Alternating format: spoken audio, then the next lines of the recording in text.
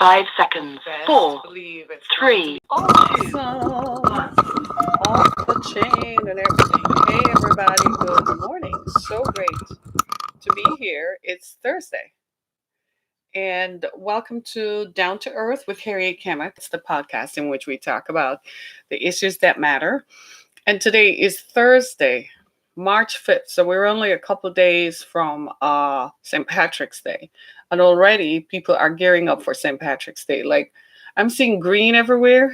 But more importantly, I'm seeing more people when you drive past taverns and stuff. I'm seeing more people hanging out. So it looks like it's going to be a great St. Patrick's Day. I don't know. I probably will celebrate it as an ode to my some of my ancestors. I do have ancestors who hail from Ireland, like a lot of people do. You know how that is. You're multi-ethnic, so your ancestors cover the globe. I mean, if I were to do a DNA sampling, it would be amazing what comes out. Just simply amazing. You know, like I said yesterday, we're the family of human faces, and we tend to look like the people who went before us. And I think in a lot of ways we struggle to understand that, especially now with DNA sampling, what it is. People who are traditionally described as African American are showing up with much of their ancestry being European. So it is causing people who traditionally have always thought that people of European ancestry must look white. It's causing them to rethink race and racism because it just looks different, right? I think it's the joke that God has on all of us because he did say love one another. He didn't say to love people only who look like you and sound like you. He said to love one another. And we need to respect the fact that people originate from different parts of the world and that people have different methods of getting here. And some of those methods employed and used by their ancestors, whilst some others won't celebrate it, it's still a part of who they are. People are unique. People come from different parts of the world, and the influences in their regions influence their habits, their behaviors, their speech patterns, their clothing patterns, what they believe, their religion. We need to have a simple appreciation for that. We're all humans, right? We're all human beings. If DNA sampling is anything, it says 99.5% of human genomes are identical. That means we're all human. That means we're not descendants of animals, nor chimpanzees or apes. In fact, people who espouse and continue to espouse that kind of language today sound really idiotic in the face of science, which explains why some people don't even like science because they don't like the facts.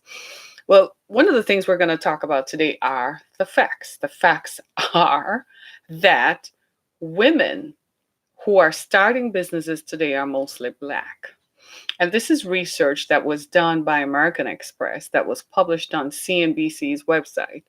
And I found it tremendously intriguing because I am one of those women. I am a minority owned business and a small woman owned business. I operate Harriet Kamek Media that sells books. I travel and speak, right? I'm a duly registered corporation in the state of Michigan and duly registered with the IRS. I also operate a nonprofit, the Exodus Foundation, that provides relief services to victims of human trafficking. So there I go. And my corporations were birthed out of a need identified in the community. For instance, the Exodus Foundation was birthed because I saw that we were derelict in our duty in providing services to victims of human trafficking who had largely been exposed to trafficking from an early age and who, as adults, found themselves without help and without resources. So I went across the state of Michigan talking to stakeholders and talking to others to find out what were the specific needs of this population. At the time, I had my own money, I had my own funds, I was self funded, and I went to find out what people needed. And then I thought about setting up a shelter to provide services. I operate through Harry Kamek Media.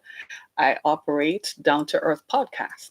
Prior to it being called Down to Earth, it was the Harry Kamek show that was heard on radio. It was syndicated radio show that was heard in Kentucky, Cincinnati, Ohio, and Detroit, Michigan.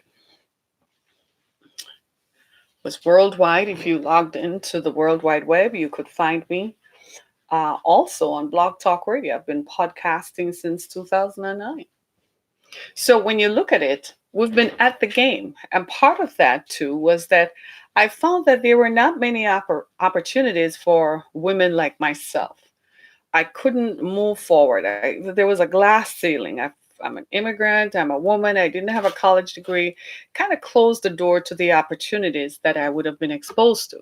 And even for women with college degrees who's find that they can only go so far, because I'm an immigrant, I kind of didn't see boundaries. I'm just going to freely admit that. I didn't see that there would be some doors that would be closed to funding. I thought it operated like the country where I grew up. So if I went into the bank with a good idea and they could see the projections and they could see that, nah, they wouldn't do it. So I wrote grants for my nonprofit. And it was actually a white woman who told me they aren't going to give me the money because I don't look like the women who were granting the grants. A young black man sat me down gently one day and said, "This is why they're not giving you the money. They're a small club.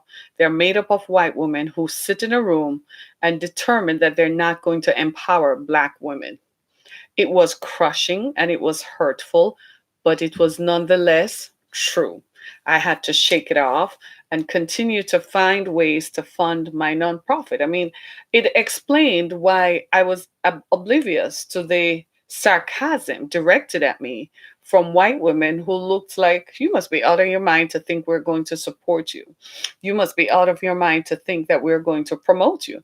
I mean, a friend, she wasn't a friend, she was a partner who decided that her organization could partner with me with the Exodus Foundation. They were actually going to pay us a fee to operate our shelter, so that they could provide, they could have a space to house victims of trafficking. Pursuant to that, the people, the owners of the business, it's called Wayne County Safe here in Wayne County, Michigan, right? They got $5 million from Mariska Hargitay to operate business, to operate rape kits. Remember all that controversy about opening rape kits that sent people to jail because they couldn't, the Detroit Police Department said they didn't have the resources to examine and investigate rape cases. Well, this company, Wayne County Safe, got a grant of $5 million under the Obama administration to investigate rape kits. Well, that's what Mariska Hargitay said. She said the White House gave her $5 million. So this Wayne County Safe is operated by a white woman. At the time, one of her employees, whom I encountered, said, "We could partner with you to operate, to provide you with resources to help you stay afloat, so you could provide, continue to provide housing and relief services to victims of human trafficking." So she organized for them to come and visit with me.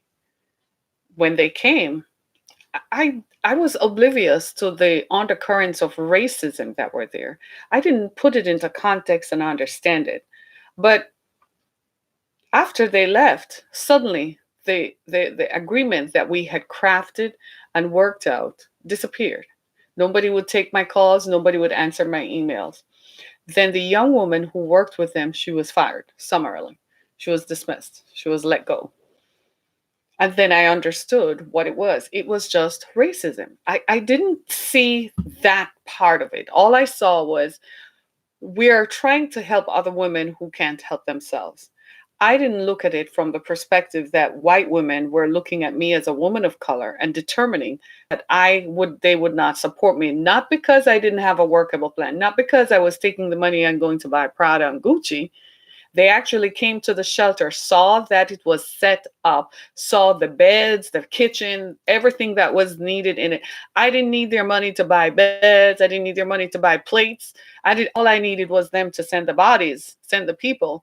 I had the therapy agreement set up. I had my program outlined, and they worked against it. That is the extent of racism. So a lot of women, a lot of minority women who are attempting to get into business encounter this problem of capital, can't get access to capital. Access to capital is often denied simply on the basis of color. And I'm going to say it one more time, access to capital is denied on the basis of color. And because of color and colorisms, racism, colorism, minority women by and large, excuse me, are denied access to capital. This is very shocking because most of you are part of the establishment. And you tend to think that nobody wants to come to terms or have a come to Jesus moment to recognize that I still judge people based on their color, that I judge people not based on what they do or who they are, but based on their color. So you will meet all kinds of miscreants who look like you, but you greet them, love on them, and even make them walk out with money and will give them funding simply because you don't like the color of my skin. I'm just here to tell you that. I'm just telling you that these are the facts. So, this study, listen to this. I'm going to give you some facts to back this up because I didn't realize the extent to which this would have affected me. And when I hired a grant writer in 2017, she's white, and I hired her because they told me she was the best at writing grants for human trafficking. They told me she had a success story and that she could do this. And she told me frankly, she said, none of these grants you're writing, they're going to give you the money. She said, they're not going to give you. And I said, why wouldn't they? And she said, Harriet, look at me. They're not going to give you. And I could not see beyond the denial that I thought that she was nuts to say that. What she was saying is they weren't going to give me because I'm a Black woman. And this stigmatizes women and it prevents a lot more entrepreneurs from going into business. And the reasons that most Black women go into business is because what? You work in an environment where you're controlled, where it's male dominated, or it's dominated by white and male, or it's dominated by white and female, and women of color can't advance. They're qualified, they're educated in the field, they're specialists in the field, and they still can't advance, not because they lack the qualifications or they lack the experience, but because they're because of their color. So I'm going to read to you what CNBC said on their website. You can go look it up. Black women are launching the most startups in America, far from Silicon Valley. So most of us associate the term startups with Silicon Valley. Well, straight out of Silicon Valley. And there are Black women in tech who are in Silicon Valley and who can't get funding because it's a male dominated experience, right? Black women are starting business at the fastest clip of any racial group, according to research by American Express. Since 2007, the number of firms owned by Black American women has grown by, wait for it, 164%. Since 2007, the number of firms owned by African American women has grown by over 164%. Despite the hustle, minority women are being shut out when it comes to access to capital.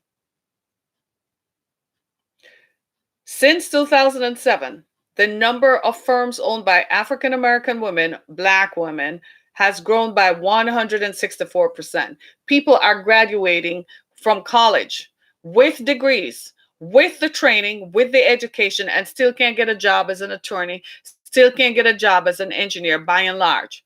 This is right across the board, right across the spectrum in the United States. And people want to talk to me about foolishness. Shut up. Don't come tell me about the handmaid tale because I'm going to cook you with these facts. Minority women are shut out when it comes to capital, according to the Federal Reserve System. Even the feds have the facts. The Federal Reserve System, in a 2016 report and a small business credit survey, found that minority women are shut out when it comes to capital. Oh my God. You still want to have this conversation with me and tell me it's not about color? Still want to have this conversation. I told you at the beginning how I was shut out of funding by Wayne County Safe, run by a white woman who determined that she would not do business with me. You can't. She did have, in all truth, she did have one other person whom she did business with, but they were providing services to rape victims, to victims of rape. And they were terrified. They wouldn't side with me. They wouldn't talk to me because they knew the woman was going to be, she was terrified she would lose her funding. And the only reason why they probably did business with her is because what? For Wayne County SAFE to proliferate and to justify why they got federal money, they had to say they partner with Black women in the city of Detroit. Women and minority owned business owners are denied loans to pay, I kid you not, this is no joke, and listen to this, and pay higher interest rates than whites. Women and minority business owners are denied loans and pay higher interest rates than whites. These are the facts. This is not something that is made up for an election year. These are the facts. American Express says since 2007, Black women have started more businesses and have owned more firms by 164%.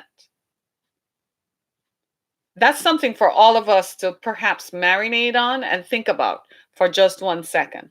Because when you look beyond, it seems to me that no matter how we try, people still see you beyond the spectrum of color. This report goes on to say that even when you factor in things like credit scores, Black women are still shut out of accessing credit. And when they do, they don't get credit. So they have to go find non-traditional ways. In fact, in the story, there was a woman who started a shea butter business. She's from Nigeria, and she started a shea butter business and went to the banks in her local community. Now, by the time she went to the bank, she had a following, right? She was selling it at the local farmers market. People were coming and buying it and buying it and buying it. She went to the banks with all the sales projections. The local banks would not give her any money. She had to raise the capital another way to go find it. She had to borrow money from friends and raise the capital another way to start her shea business, even though she had her shea products in all the companies. And I'm going to tell you some of the reasons why. These are cultural phenomena. These are cultural phenomena. And until we overcome this obstacle of colorism and racism, this is going to continue. And we've got to get to the bottom of it because it's not worthy of our presence. Sometimes, like I was explaining to my daughter yesterday, we fight so many battles that you get so tired that sometimes you look like you're knocked out for the count, but you really aren't. You're just fighting battles. This is the thing with being Black and being a minority in America. You're always in a battle, whether you take it on or not. Some people say, well, I just ignore it. Yeah, and then you feel like a fool, or you're treated like a fool most of the time. Some people say, just for the love of God, just to exist, I can't pay attention to all of that. That's what some people say until they encounter it. Recently, a friend of mine last year was running for position within an entrenched, acknowledged racist organization. And because of what she had done for them, she thought that they would have just handed her the position or given it to her. No, she had to go run for it and campaign for it. And that's when she encountered the fiercest racism of her time. She said it broke her, it defeated her. I knew she was going through hell, but she would not come out publicly and acknowledge that it's racism, because I guess for her to acknowledge that it's racism would actually do what? Would be self-harming.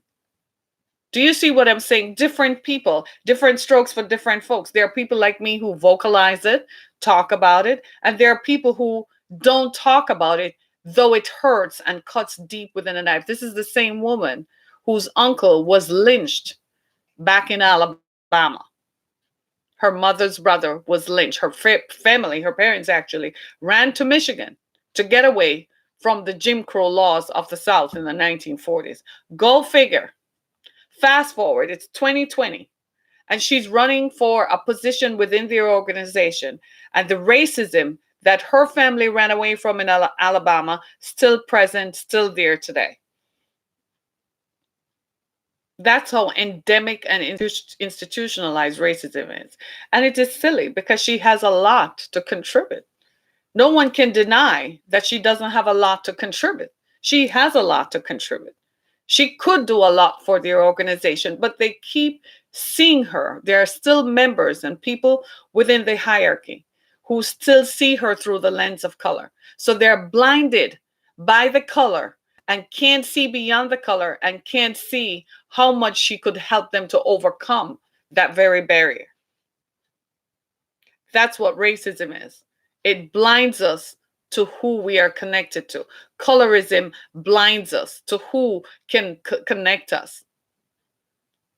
And until I experienced this myself, I would never have known how deep this was. If I had just stayed in my own way field and just continued working, I probably would not have encountered it, so I would not see it as an obstacle and see it verifiable, that it's a verifiable experience of Black women and Black people in America.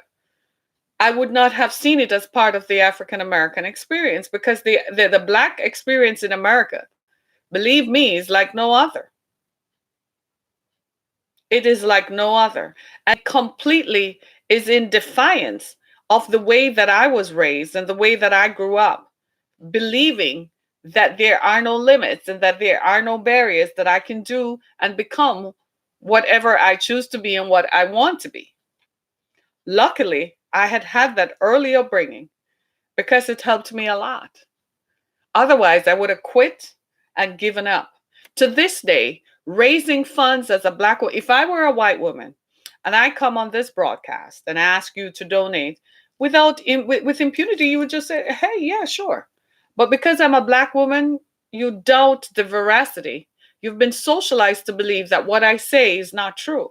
Even though you can look behind me and see a picture of the house, and you can go on a website and see it, you still doubt that it's a Black woman who did that, because you've been the prejudice in you tells you that Black people can't do that. I can't begin to tell you how many times I've encountered that. They doubt the veracity of what you say because they don't believe inherently that you're capable of espousing or intellectualizing concepts that they think is primarily confined to only people who look and sound like them. It is the most absurd, ridiculous ideas I have ever heard. And I'll tell you that this landscape is changing. I'll tell you what, it is changing because people of color are making money now and are helping other people of color. And I'm going to prove it to you in just a bit. Because this kind of foolishness, guess what? It has no place in our society. Let me read you some stuff, some facts. Despite the hustle, minority women are being shut out when it comes to access to capital. They're growing in business, but they're still denied credit. Minority women are shut out when it comes to capital, according to the Federal Reserve System. They're less likely to receive some or all of the funding they requested. I applied for a grant to the OVC College of Funding. There are other people I know who got it, but they knew Omarosa. So Omarosa set it up. Omarosa was in the White House at the time. She set it up. So when they tell you, oh, this doesn't happen, they knew somebody within the system who helped push it through and made it grind out. Women and minority business owners are denied loans and pay a higher interest rate, even when credit scores are good. Check this out. In venture capital, men get the lion's share of the funding, right? 2% of the capital going to US-based female owners and founders, according to PitchBook, that's a research group, right? Of the 2% that women get of the venture capital funds that are available, women of color get only a fraction. So women in general get only 2% of venture capital funds. Therefore, women of color only get a fraction. So what happened was there is an uptick after some time, after over 50 years, people began to realize that this has to change. So women of color, so other people have decided to help women of color to emerge. So there is an uptick. So I'm going to give you some funding locations or funding sites for Black women. Black women Black women tech talk, Black girl ventures. I love that one. 100 million new voices. 26 to 5, 26 million backstage capital fund. So these are organizations that were formed primarily to help Black women access funding for their niche markets. Now, why the thing with Black women and minority women and Black women and Latino women, especially, by the time they come up with an idea, they can tell you how they're going to execute the idea. You know why? They've done the research, they have their experience, right? So they have the experience because they have identified the need that exists and have been supplying that need and fulfilling that need. And then their business gets to a point where they need funding to take it further. When my mother died, she left me with money.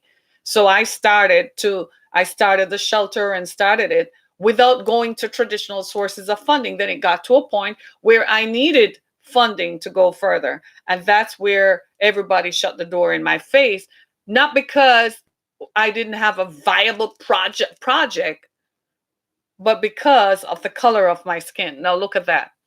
So shout out to all you folks at Wayne County Save the White Women who came and toured my shelter and then refused to sign the agreement because I'm a Black woman. Shout out to all of you. May you perish and your business is dried up. And the people who support them, they got a $5 million grant from Mariska Hargitay's foundation. Perhaps needs to look into that. Right? Don't play with me. This is no joke. You can't just not continue and think that it is going to be business as usual. It's not. It's not just business as usual, right? It over and over again, my personal experience is replete with trying to access funding and encountered this racial barrier set up by white women. I told you about the case of the funding group in Lansing, Michigan, run by a white woman, a nonprofit. She got the money from the organization in California who disbursed the funds to her. She was to disburse $75,000 each to 4 organizations in the Detroit area. And she decided she was going to hold on to the money. She has since changed the name of the organization and she has retired because she knew this day and time would come when something like this in this day and age is not tolerated. The name of the organization was CAPS, Community Alliance for Public Policy, right? They advocated for criminal justice reform. They have now changed to Michigan Safe and Just. And she retired. So you can't find her and find that organization because she knew who I am at the time was not going to forget that this was racist. Do you see what I'm saying? These are the real stories. These are stories that happened to me. These are the effects of it. And I am not afraid to tell people what has happened because it's not hurting me, but it is damaging to others because the people whom I could have helped with that money did not get the help. They're most likely languishing or probably found themselves dead in a ditch or probably still caught up in the vortex of criminalization that human trafficking is. Human trafficking is a criminal enterprise. And because it's a criminal enterprise, anybody who gets caught up on it should be tried under RICO statutes, but far be it from me to tell people what to do about their jobs. But it is a criminal enterprise that criminalizes people and has subject young women and women of color, young white women who are economically vulnerable to being targeted and to being misused. And here I come into this foray saying, hey, I can take in 8 or 10 people. At the time, I had 8 beds in 5 bedrooms. So it's not like I had people piled on one on top of the other. Getting the funding would have just helped me with transportation. I was using my own car to take people around. I just wanted to help people because I had seen firsthand what that could have done. And they denied me funding. Right?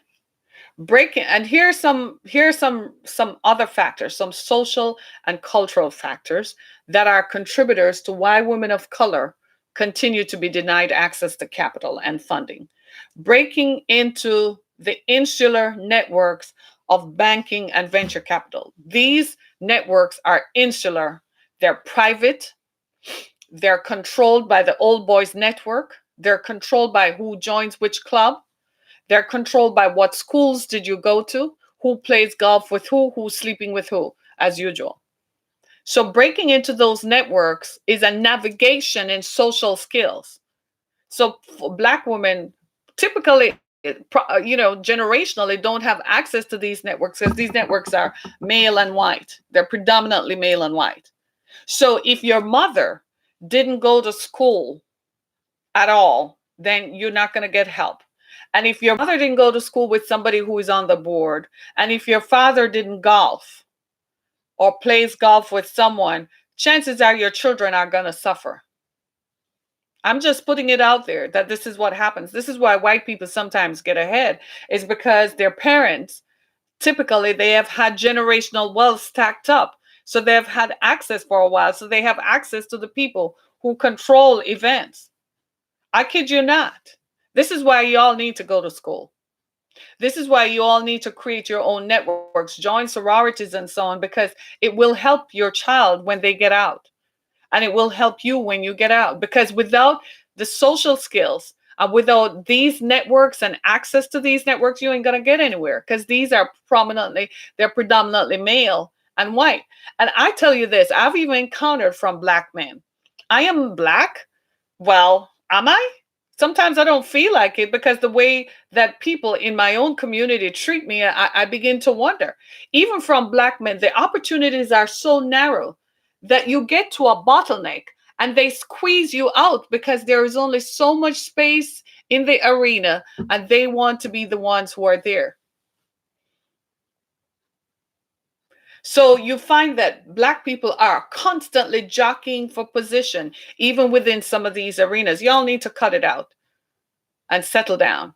Make sure that the pie is big enough to be distributed to everyone. And it is.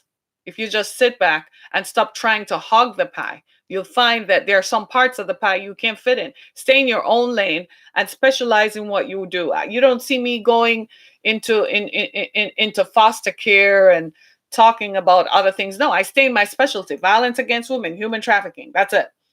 That's what I know. That's what I'm familiar with. I stay in that lane. Do you see where I'm coming from? Now, people will sometimes come to me and say, you need to talk about this, or you should focus on that a little bit. Just talk about it. It will bring awareness to it. But that doesn't mean that I'm going to start a whole project on it. You see what I'm saying? So a lot of the reasons why Black women sometimes find access to funding is because the people who are lending money is what? They're white and they're male. Just like the woman who started Shea Radiant. She's Nigerian. First of all, look at her name. So she walks into the local bank. The local bank is run by who? White males. Even though she had the track record and she had an account at the bank, they still didn't give her any funding, y'all. Because she didn't know anybody within those social networks. She didn't associate with the same people from the country club, right? She didn't know them, so they weren't going to lend her the money. Hello? There are banks that are discriminatory. Chase Bank in particular had to come out the other day all over the world, not just here in the US, but also in France. They had to create funding projects because they've been accused of being highly discriminatory. So banks are discriminatory with their loans, and without relationships, minority women start with a disadvantage. So without having the relationship to ask daddy, or you can go and say, well, my father played golf with you, or my mom went to high school with you, or my mom went to college with you. You really don't know how to get started, because essentially everything is about relationships. Everything is about who you know. So far be it from you to think you can graduate college with a degree. Well, good luck getting started. Without relationships, it's going to be a tough one. Right? So if your mom didn't go to school, your grandma and them didn't play golf, and your grandpa didn't play golf, it's going to be hard, because what you encounter is that you find that these people are gatekeepers. And the gatekeepers in these institutions are predominantly white, and they're often male. So good luck. to those of us who are trying to get started. And we won't even talk about the predatory lending practices of banks and how banks are predatory on minority owned businesses and how banks are predatory when it comes to how minority businesses are kept. I mean, you're going to you use the you have the bank and you have a business checking account. Try applying for a business checking account, y'all. I encourage you to do so. I've had business checking accounts for what now, 10, maybe just about 10 years, 10, 11 years now. I didn't realize that. I remember the first time I applied, I kid you not, the first time I applied for a business checking account, and I was going to a conference where I was selling my books. So I said, dang, most people are going to want to pay by credit card. I wonder how that is done. So I called up the bank and I'm like, yeah, we want to do, I want to be able to accept credit cards. Here are the organization papers for my business, because I worked in the field. So I understood business. So I understood that they needed to. And the gentleman on the phone said, we typically run, before we assign you a merchant number, we typically run a criminal background check. I was like, for what? Well, there's a lot of business fraud associated with credit cards. I said, you've got to be kidding me. Are you inferring that I have the character of such a person? And he said, no, ma'am, it's just what is required. That's what they do with minorities. He was a black person on the phone. I kid you not.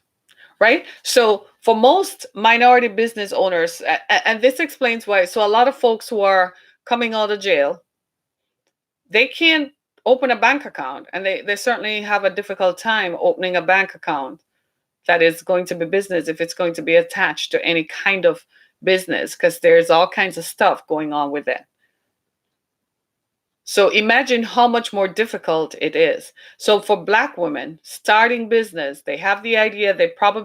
Most Black women, by the time they go to formalize the company, they already have done the research and the work. They have the clientele. They know what they're talking about, trying to get funding. And I had to figure, I found a difficulty in explaining it to my daughters, because I didn't want the the magnification of this, and how deep and intrinsic it is, and how wide and broad that this racism is applied to business. But my youngest daughter is very observant. And we went to Midtown one day, and she came back and she was like, I see all these people have yoga studios and so on. I said, well, it's real easy. They just go to Chase Bank or one of those banks. They get a line of credit based on credit score, but it's based on the fact that they're white. So they get a line of credit that keeps them in business. And so if they stay in it long enough, they don't even have to turn over a profit, because it takes 5 years before you start seeing a profit. Are you all hearing me? I said it's so much easier for them to start a business than it is for minorities to get started in business. We have predatory lending practices by financial institutions, and then they're highly discriminatory in the disbursement of loans. So even when your credit score lines up with someone else who is white, guess what? You still pay a higher rate of interest. You're still going to be denied loans. It's too risky. Like the woman with the Shea Radiance product. Everybody now has shea butter and everything. Well, she owns the market on it. Well, when she first started, they wouldn't give her. They told her she was risky. It was too risky, and the bank couldn't see it. And she had the marketing and the clientele. These are the facts. These are not, when you hear these experiences, I know the tendencies for us to dismiss it, that it can't be true, because we can't imagine that people would be looking in your face and denying you simply based on the color of your skin. But here I am. Even if you read this story on CNBC and you say, well, that must happen in a faraway land, that must be a faraway idea that is not applicable. Here I am telling you what happened to me. These things happen. It's a reality of the times we live in. A lot of Black women are starting businesses because they can't get work. They can't work in corporations. They're not hired. So they end up having to start on their own. They have to feed themselves. They have to make money. So they do this because they're not getting hired. And nowadays, with this at-will employment that is everywhere, they hire you and they fire you. You can't even take out a mortgage now, or act like, well, this is something that I can do this or take this risk, because your at will employment can end, and they hover over you with that to intimidate you into working longer hours, imparting your best ideas to people who don't owe you anything, because when they're going to fire you, you just walk right out the door. They come with security and embarrass you and walk you out the door. This is why when I hear people say, well, I'm going to leave there and I'm going to give them 2 weeks notice, I'm like, you don't owe them 2 minutes notice. You're going to leave there, tell them today, I'm not coming tomorrow. Call in. Best yet, you have another job lined up, go to the other job and call them and tell them, I'm not coming in. I'm done. I'm not coming back. You can give up. Why? Because they don't owe you anything. They laugh at you. And especially when it comes to minorities, we pay the brunt of the price. There are minorities in field of medicine and science. You want to hear their stories about how impenetrable it was? You want to hear their stories about abject discrimination? I told you earlier this week in one of my podcasts about DNA, and how scientists have not come forward and told the public that the human genome is 99.5% identical. So there's no, that DNA cannot tell you race. It just tells you where your ancestors come from. But it can't tell you that you are black or white, because DNA does not know race. It just knows where you come from. Those same scientists practiced racism and discrimination on minorities and on women in particular. Yes, they did. They do it all the time. In fact, being a college professor is an ivory towered experience. You know why we call it ivory tower? Whites only. That's how it was. They barely admit blacks into it. Do you know there are more minority adjunct professors than there are full tenured professors? Did you know that? There's a black woman in Detroit who teaches physics at a Detroit area high school, and whom I found out is one of the first persons in the state of Michigan who was admitted to the NASA program. She teaches physics. She has a master's in physics. Can't get a job in science, so she just teaches high school physics. Couldn't get a job at the time. She just stayed with it. Didn't want to fight the discrimination, didn't want to do anything like that. See how ugly discrimination is? See how ugly it is? It's ugly, and it needs to go. Right? It has to stop. We can't just continue. And here's the thing. You want to know what is the good news? The good news is that in spite of the barriers and the obstacles, we keep pressing on. In spite of nobody donating, nobody doing anything, I'm still doing it, because it will come eventually. It's almost as if it's testing your will to see if you're going to stay in the game long enough. The graveyard is filled with too many people who give up. I'm not one of them. So my role, what I do, is I confront the racism. I am so sorry that at the time I didn't see it as racism. I just thought they just didn't like my program, but there were other. Then I found out, no, it was just racism. It was channeled and directed at you. Right? Food for thought. Food for thought. We have a lot to think about. We also have a lot of work to do. And by the way, just so that we are clear on this, a few minutes ago, before coming on air, I saw a story on Twitter where somebody sent a screenshot and posted it to Twitter of the Kentucky Republican Party, a member of the Kentucky Republican Party, claiming that he's going to turn the state of Kentucky into a Handmaid's Tale. You know what is the Handmaid's Tale? The Handmaid's Tale was a movie that was shown on Hulu, where women were stripped of our rights and we were raped randomly. And this was white women. Only white women were allowed to live with the white man. Every other woman was treated like a maid. She was cleaning the streets, providing food, and being raped without cause. So whoever is listening from the Republican Party, you want my support and you want me to endorse you and to say nice things about you?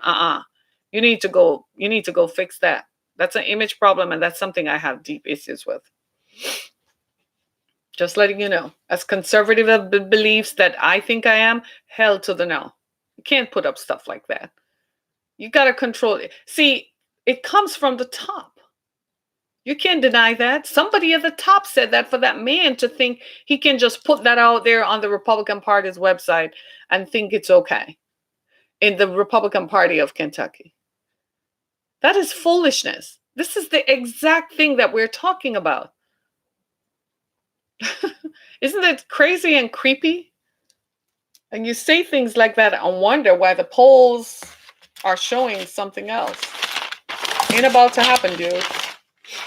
Ain't about to happen. Good luck. Black women are owning more businesses. Racism still happens. Colorism is still happening, right? And black women have no other resort but to start their own businesses. So when you see a black owned business that's operated by a woman, when you see a Latino, Hispanic owned business operated by a woman, you cannot begin to understand the courage that it took for her to stay in the game. Last night I was watching I think it was the night before, they were interviewing some women in South Carolina. And I found out that they operate a beer making facility in an old cotton mill. They're black. And I understood, I didn't have to ask how they got there or why they did that. I knew why. And I salute them for doing that. They're operating a beer distribution business, a beer making business in an old cotton mill. It's kind of like shoving it in the face of the ancestors. Oh, so you killed my ancestors and beat them up, but here we are. We took over the old cotton mill and we're making beer for distribution. I understood what it is. Entrepreneurship is entrepreneurship. But white males who dominate capital and who dominate banking, y'all need to cut us a break, cut us some slack. When we walk in, we know what we're doing. Give us the money. You take risks on people with yoga studios and people who just have a juicer idea and people who just want to sell watches. You can take risks on viable business enterprises. Come on, let's do this thing, right? My name is Harriet Kamek. This has been Down to Earth.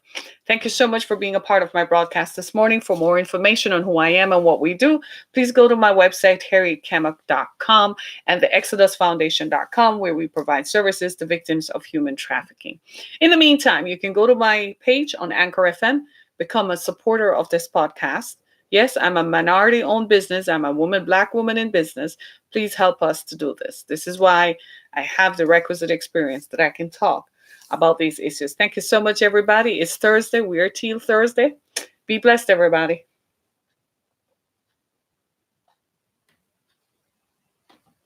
Thanks so much.